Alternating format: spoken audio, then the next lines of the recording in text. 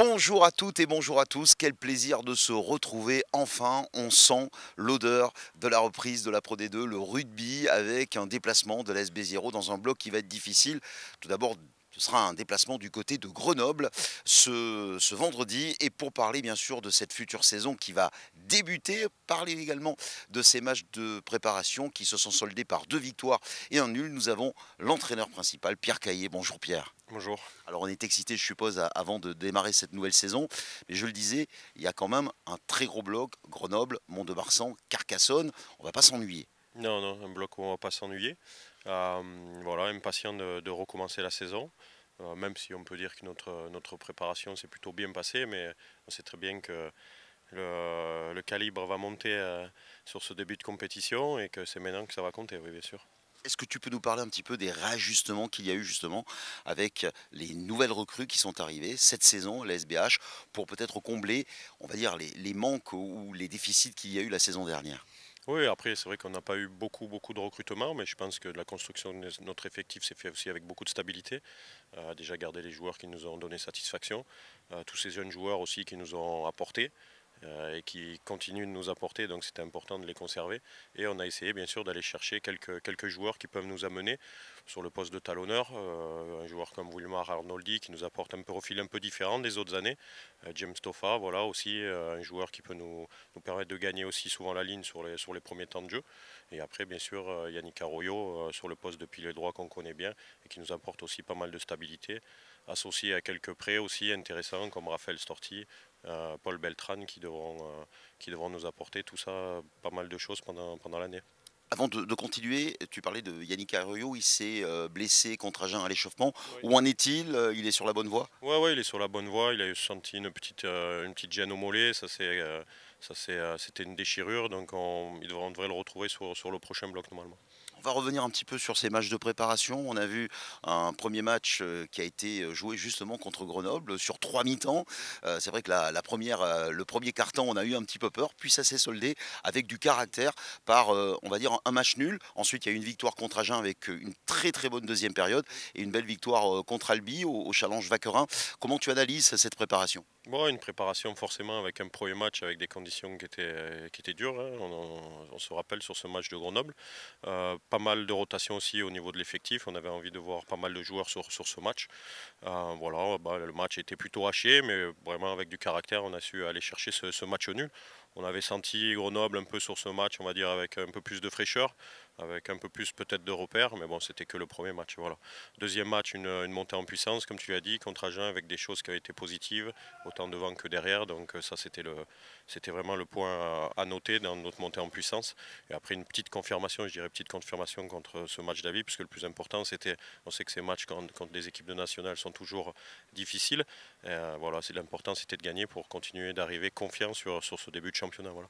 Alors avant de revenir sur ce bloc, il y a une chose qui plaît beaucoup aux supporters de la SB Zero depuis une saison, c'est cette montée en puissance des jeunes, on le voit, donc des jeunes qui sont en train de devenir, pour certains, comme Gabin Laure, comme Romain Urruti par exemple, comme Paul Recor, issus de la formation, et ça c'est une clé qui plaît beaucoup aux supporters biterrois.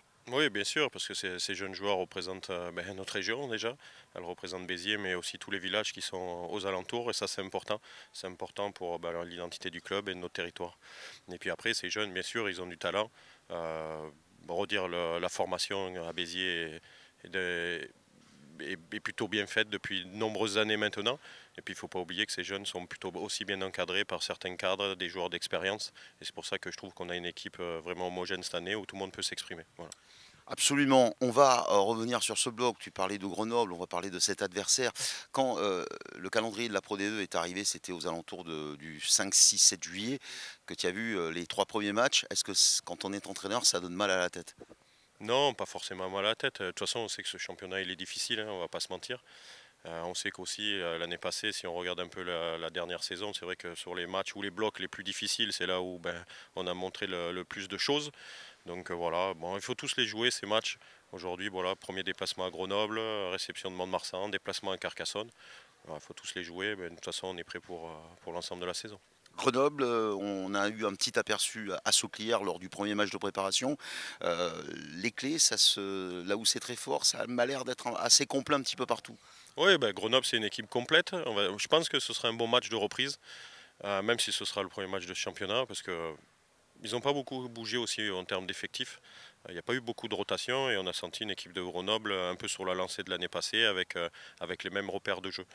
Nous, c'est un peu pareil dans le fonctionnement, donc ce sera deux équipes qui sont déjà prêtes avec pas mal de choses qui se retrouvent par rapport à la saison passée.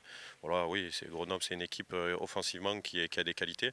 On sait qu'ils aiment déplacer le ballon, qu'ils aiment aussi essayer d'aller jouer sur les extérieurs. Donc voilà, on les connaît, et on va essayer de tout faire pour qu'ils n'arrivent pas à mettre leur jeu en place, bien sûr. Alors à l'aube de cette saison, on est un petit peu plus long que d'habitude. On a en plus l'entraîneur Pierre Caillé. On a les mauvais souvenirs de la saison dernière. On va terminer par cette question avec énormément de blessés. Je crois qu'il y en avait entre les Covid, plus les blessés 17, 18. Ça aussi, c'est quelque chose qui a fait réfléchir. Et cette année, que ce soit dans la préparation, c'est que la préparation physique est très importante pour un sportif de haut niveau, quel que soit le sport.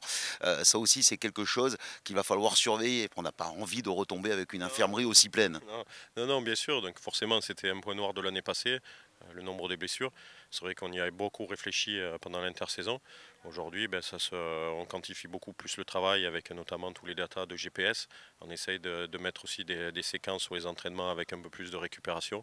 On essaye aussi d'un peu plus gérer les plannings aussi en laissant des périodes de repos un peu plus supérieures aux joueurs pour essayer de gommer un peu toutes ces blessures et ne pas en avoir cette année, je dirais. Absolument, Pierre Caillé avec la canicule, ça a dû être plus dur que d'habitude parce que cette année il a fait très chaud, surtout à la période, vous avez repris fin juin, ça tapait fort, il a fallu aménager certainement des horaires. C'est spécial quand même avec une chaleur pareille. Oui, c'est vrai que bon après un entraîneur on le sent, mais bon un peu moins que quand on était joueur. Mais c'est vrai que les joueurs nous ont dit que c'était la première fois qu'ils avaient autant souffert sur les entraînements et sur les premiers matchs amicaux. Donc ben ouais, on a dû s'adapter, on a fait les entraînements un peu plus tôt. C'est vrai que l'après-midi on était consacré juste seulement à de la musculation ou du travail en salle en vidéo. Mais c'est vrai que c'est quelque chose qu'on a dû prendre en compte. Ouais.